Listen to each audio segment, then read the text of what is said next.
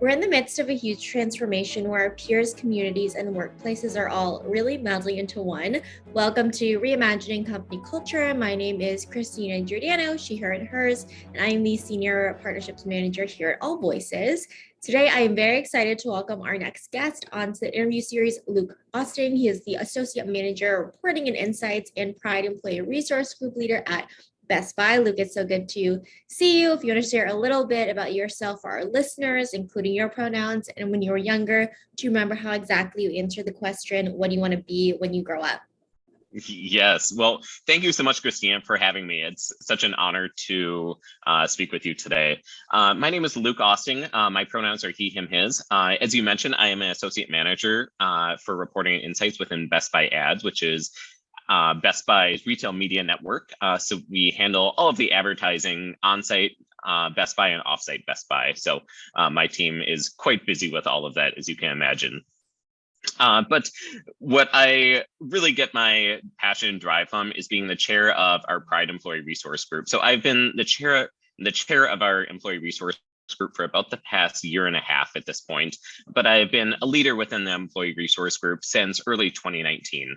So what I am really proud of is all of the work that we have done to really build connections and storytelling. Like, think about COVID 2.5 years ago at this point. None of us knew how to do any of these connections remotely, and none of us were doing it well. But I'm really proud that all of our employee resource groups, not just Pride, but our Black, our Asian, our Latinx, our military, and many more, just really stepped up to help build that community so that everyone felt that sense of belonging at Best Buy. So I'm really proud of myself and my team and all of the other leaders that helped to make that happen. With regards to what I would like, how I would have answered what I want to be when I grow up, I would have told you probably I wanted to work for the State Department. So I really loved when I was younger, learning about different cultures and languages, and just learning about different people's stories and building those connections. And that was one, at least visible way that I saw when I was younger to interact with that. So I went to school for international affairs and international economics and thought I would end up in that field. But as fate would have it, sometimes life throws you a curveball, and I ended up working for a retail company, Best Buy, and have been happy and loving it ever since. So that's a little bit about me.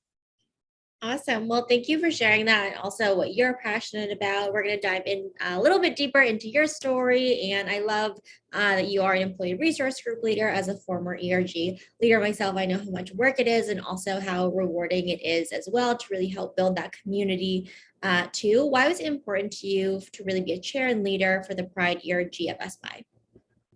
Absolutely. So it was a position that our inclusion, diversity, and equity team, we switch up the letters a little bit because we want to lean into the inclusion part of all of the work. That it is something that we actually interview for. So it is not something that's simply raising your hand and you're automatically put in the position. So I was selected in part because the leaders within the team recognized that we were going to be entering in and existing in a very political time frame. And I have a little bit of that background myself, working for some lobbyists and volunteering on campaigns and things like that. So I understood that political nature that we exist in. And as an LGBTQI plus individual, our lives are incredibly political, especially right now, with every year seeming to break a new record for anti-LGBTQI plus legislation within the country, especially at the state level.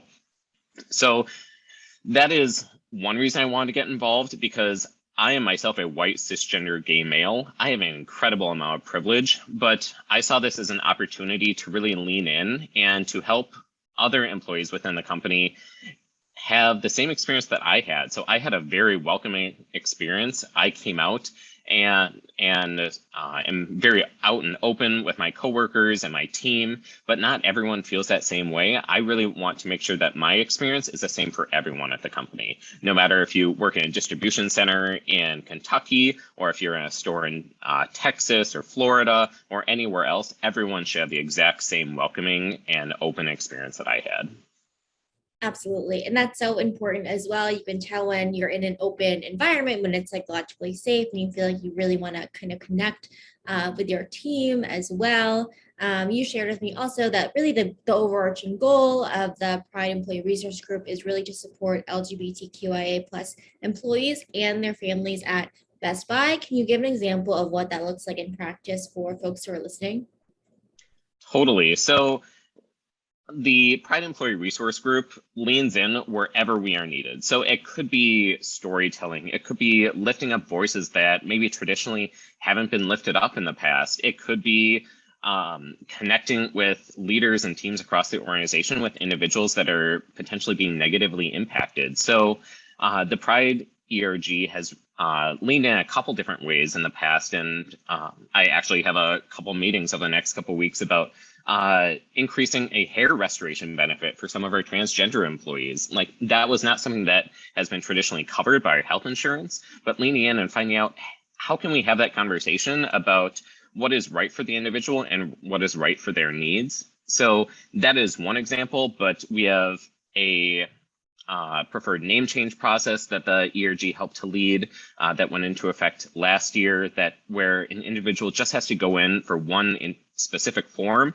and it changes your names in Teams and Outlook, wherever it might show up within our systems, where a legal name doesn't have to show up. So that makes it easy for someone that is going through a transition, or maybe even just wants to go by Mike instead of Michael, just so an individual doesn't have to be dead named throughout the entire process and of their transition and their just employee experience. That's making it easy and seamless and just part of the everyday workings of life as we go through our day job is what we are here to do, and just make sure that people feel supported. Absolutely. And I appreciate those examples because we're talking about kind of those healthcare benefits that we might have not thought of top of mind, and also just like the processes that we go through. How can we make them really inclusive and think about the experiences people are having as well? And you talked about the privilege you have and kind of why it was important for you to be an employee resource group leader. I feel like it is kind of similar in terms of other ERG leaders I've talked to as well. And talking about, you mentioned storytelling as a way to really facilitate events and kind of talk to others as well. And there's a lot of research that indicates when folks have strong connections at work, their work is better, they're happier. It's literally a win-win for everybody. Totally. How do you help facilitate and create space for those meaningful storytelling conversations? Yeah, absolutely. Storytelling is probably the most powerful way that you can build those connections with individuals. Most of the time, when someone is not supportive of a particular group or identity, or maybe just isn't aware of a group existing, it's a lot of times just ignorance, not necessarily of any fault of their own, but just because they haven't maybe interacted with anyone that they know of within that particular community. So opening up those opportunities to have a productive and respectful dialogue, or just an opportunity for someone to tell their story, as you mentioned, is critical to what we do. So every month we have at least 2 lunch and learns, I should say, and one of them we dedicate to allyship. So that could be we bring in intersectional members of our Black employee resource group and highlight their stories and how their experience might be different than my own experience, then it might be different from some of our Asian LGBTQI plus members or Latinx. We try and leverage all of these conversations so that it can be productive, and so that we are leaning into what we call our inclusive leadership behaviors, which are vulnerability, courage, empathy, and grace. So all of these behaviors are things that we as what we call inclusion group leaders need to demonstrate to make sure that everyone feels that psychological safety that you described a little bit earlier, and to make sure that everyone feels welcome and able to participate and have an open mind and come to the table with a respectful dialogue. And if the conversation doesn't stay respectful, then we have recourse to either have a teachable moment or perhaps have a some sort of corrective behavior to make sure that that individual understands the harm that they cause and they don't do it again. So that it's really everything is an opportunity for us to create an ally in a particular moment. Absolutely. It's a huge opportunity, and it's really important to name the inclusive leadership behaviors, kind of the intention behind the conversation as well, and ensuring that people feel like they are emotionally, psychologically safe as well to really have that conversation. And it's important to be really specific about what we're talking about. Once you kind of have the education, you have that knowledge, there's that next step of, okay, now what do we do with that as well? In our previous conversation, you also kind of shared a little bit about the workplace gender identity toolkit, and I'm excited to ask you about that. We just had a webinar about celebrating trans leaders, and a lot of this kind of came up in terms of the resources offered by employers. Can you tell me about the workplace transition gender identity kit you've helped create and really share internally, starting specifically with managers and how they can really show up, navigate the conversation to support folks transitioning on their team? Absolutely. So first off, I'll maybe set the record straight. I personally maybe had very little to do with that whole entire toolkit. Some of our trans leaders within the company were the actual catalyst to say we need some sort of toolkit for individuals to just sit through and maybe flip through and understand what the process is to transition at work, or maybe someone that's just exploring their gender identity and exploring what that means for them on their own journey. They were the ones that really helped to push our company in terms of building out this resource. And from there, it really became a partnership with many different teams across the company. So you think of our HR benefits team and health insurance companies and our employee relations teams, and even down to some of our uniform policies needed to be looked at to understand when someone's in store or if someone is going into a customer's home, what they are wearing is very outward, and we need to make sure that that individual feels safe personally and within the space that they are in to be their whole selves. So that was originally launched back in 2019, but this year we did revamp it to make sure that was updated and refreshed with all of our current policies and some updated benefits that were available to individuals. So we have 3 specific parts to the workplace transition gender identity toolkit. So the first is going to be resources for the individual that is actually transitioning. Obviously the most important part of the toolkit, because that is the individual that is going through this journey and understanding what it means to be their true authentic self. The second part is going to be resources for managers. So how do you lead someone that's going through this process? Maybe if you haven't had a transgender employee before, how do you make sure that they are have support throughout the entire process, no matter where they end up in the final place of their journey? And then thirdly, it's going to be resources for coworkers. So how do you be a good ally? How do you address someone with the right pronouns? If you have questions, what are respectful places that you can go to maybe get some of those questions answered, rather than making that individual that's transitioning go through the emotional labor of providing you with explanations, because they are going through enough just exploring and finding themselves. It's not up to them to explain to you what it means to be transgender. You can use Google for that. You can use there are a lot of resources available to find answers to some of those questions. And we want to make sure that individuals have, like I said, respectful places to actually find respectful and correct, I would say, maybe places to find answers to some of those questions, rather than just searching the internet blindly and maybe coming across something that is not representative of the community. Absolutely. You want to make sure you're also intentional in your research and really aware of the space that you're taking up. And we definitely don't want to ask anyone for any emotional labor, especially during this process and experience as well. From kind of talking to trans leaders at your organization and through this kind of toolkit, what is the advice you'd share with folks who are listening, who identify as those coworkers who have one of their team members who are in the midst of transitioning and want to be empowered to really support them during this time, and really not add on to the stress or taxing, and also really be aware of the questions or kind of advice that they're sharing? Absolutely. the smallest things can lead to sometimes the biggest impact. So make sure that you are addressing the individual by the name and pronouns that they want to use. That is, it might seem so basic, but that is something that can go a really long way to make someone feel comfortable in the space that they're in.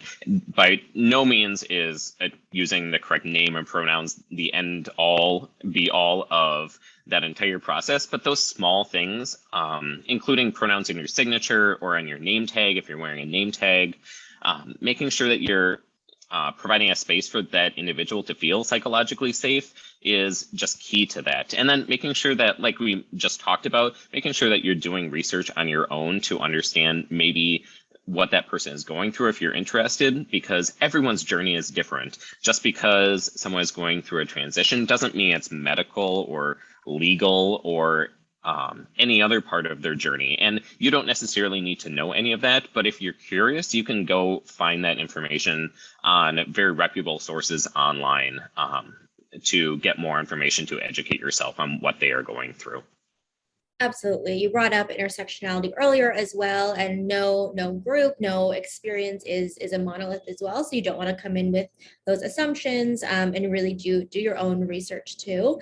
And I think that it is really important to name using someone's correct name and pronouns is a great place to really start and be intentional around. If you are a manager, executive, senior leader, I think there is an additional responsibility because you have more power within an organization too to make change from a systemic lens. What are the areas that leaders should really think about in creating really transgender inclusive workplaces, such as you mentioned, introducing yourself with your name, pronouns, also including in email signatures. We've talked about gender neutral bathrooms if you are in the office at all. And you mentioned also providing specific healthcare benefits. And again, not assuming, ask what folks need and want, but I want to pass the mic to you on that. Sure. And all of the things that you mentioned, whether it be including pronouns or gender neutral bathrooms, all of that should be considered table stakes. So no one should feel that any of the things that they need to do their job are creating an environment where they can't feel psychologically safe. They should be able to come and be, as cliche as it sounds, their full and authentic self at work. Everyone deserves to have that opportunity to do their best work and to show up as who they are. Because when we are able to be authentically who we are, we do our best work. We're more, and this is a tacky business case, but we do our best work economically. We connect with individuals at a more personal level, so we build those connections. We are more productive. Like, there's so many reasons for managers and executive leaders to get on board for supporting the DEI work that we are all engaged in. So that's one way that I really talk about having these conversations with managers is, in some cases, you have to build the business case, but also just as a human, think about the human impact that you're having by leading a company, an organization, a division where someone is transitioning. You want to make sure that they have the resources, and that is the job of the toolkit, to make sure that you are able to effectively and knowledgeably give them information for them to choose what is right for them, and for those individuals to explore their identity and get on and proceed on that journey on their own. It's not for you to dictate, you need to do this, this, and this. You can only use this bathroom now. You are providing the resources for this individual to live and to move on in that transition process effectively, thoroughly, and on their own time and in their own way. So leaders are not responsible for everything that their employees do, but they're responsible for creating that inclusive space for employees to thrive and not just live within those four walls. Absolutely. I think that is a really good way to put it in terms of thriving, not just surviving in the workplace as well. And to your point, it's better for everybody involved as well, and team members and the person too. I know you mentioned the most important kind of piece of the toolkit, and I definitely agree with you, is just the resources for the person going through their transition. Can you highlight some of the resources in the toolkit that you share with folks who are transitioning, whether it's a team to go to or kind of next steps to take? I know it's different to every company, but for example, at Best Buy.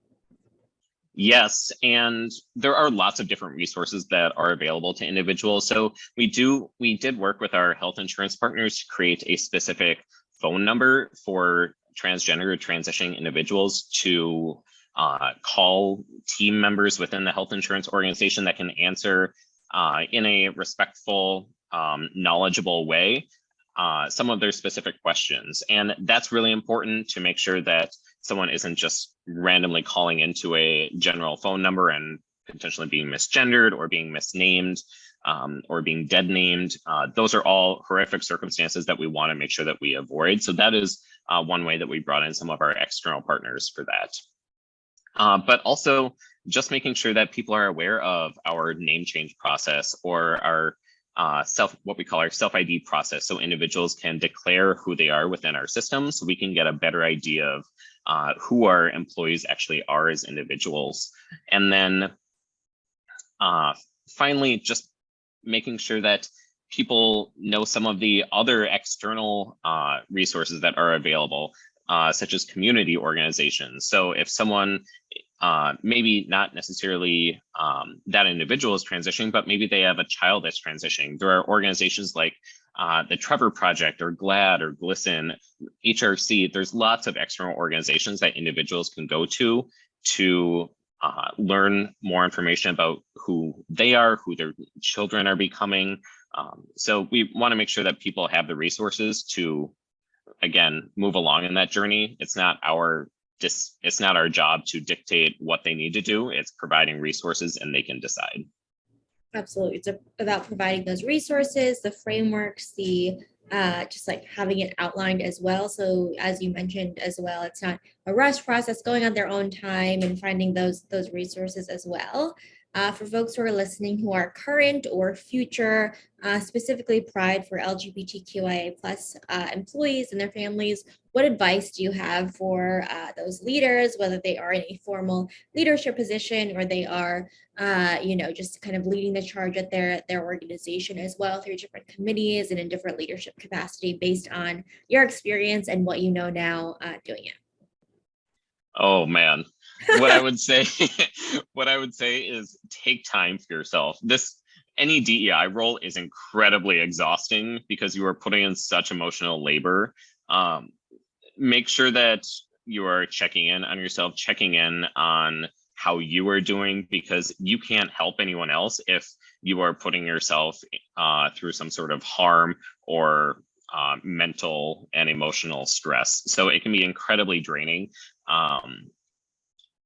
I unfortunately had a mother in a store in Texas call me after the governor's directive, or a recent governor's directive, and explain that her child unfortunately committed suicide. And that emotional weight in that moment, just being there for that mother, it broke me for the rest of the day. So making sure that we are here as leaders within the organization, we are here representing our communities. And when we build those connections with our members, make sure that we are advocating and understanding where we are as individuals, because there's so much that we do that we can't fix, but we have to be there for one another and at least try to help and make sure that people feel supported. So that's the purpose of an employee resource group leader, is to make sure that individuals know that they are here, they are seen, they have community, and they have somewhere to go in times of celebration and in times of struggle. Yeah, I appreciate that advice for folks. And also thank you for being vulnerable and sharing that specific example that is very awful and horrific. And I definitely think that you're right in terms of employee resource groups, leaders really being a place of community and a place where people can actively listen and feel comfortable sharing these experiences as well. Luke, is there anything that I didn't ask throughout our conversation that you do want to kind of share with folks, or underscoring any key takeaways you hope people really bring with them? Absolutely. The thing that I'll leave people with is that we, not necessarily just DEI leaders or ERG leaders or BRG leaders, but everyone that's listening is our job is to create inclusive communities and inclusive spaces, both within our companies and outside of our companies. So we do that by where we spend our money. We do that by who we vote for. We do that by who we interact with and how we are respectful in those interactions. We need to make sure that we are thinking about what we are doing every single day and every moment and how that might be impacting individuals, especially marginalized communities, in a negative way, and trying to change that and asking of our leaders, again, not necessarily within our company, but also outside of our company, how are we creating better inclusive spaces for everyone? So I'll leave you with that. Make sure that you are voting at every single point throughout your day to create some sort of inclusive space.